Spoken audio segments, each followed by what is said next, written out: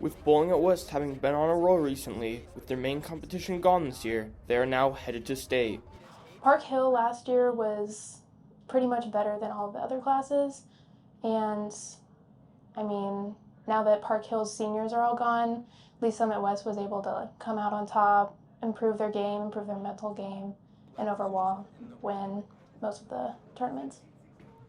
Did compete at kind of a district level a few weeks ago, and we did get second. So we are going to state, but we did notice that the competitive level is extreme, especially in that area. So if we do go to state, it will be sort of a challenge competing against seniors and juniors alike, and maybe sophomores and freshmen.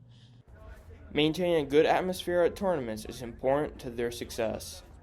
Keeping our cool, like at state last year when we were in step ladders, a lot of the other teams were just like shouting at each other, cheering each other on.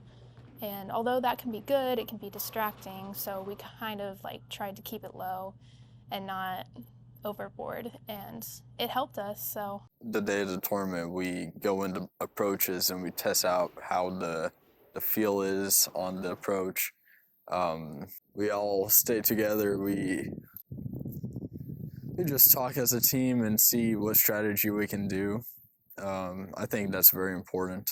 We all have like a team meeting and all that stuff. One of the team's biggest strengths is being able to maintain high-scoring games. We've been more strategic in like how we line our players up and how we approach each game, and we've been focusing more on our mental game and not focusing more on if we're going to win. Like, it doesn't really matter if we win, just that we can keep our cool under pressure and how that overall affects us in the long run.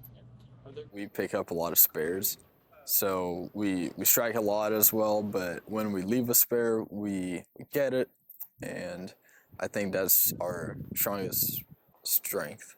Reporting for LSWHS Online, this is Matthew Lesh.